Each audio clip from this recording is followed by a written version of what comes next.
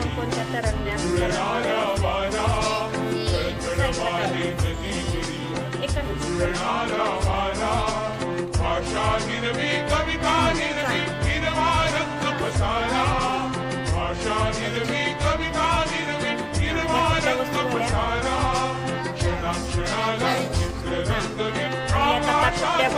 पाण्यात कुठल्या बुडाल्या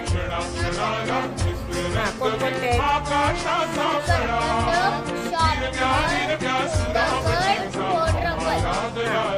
मग यातून तुम्हाला काय कळालं, काय निष्कर्ष काढला?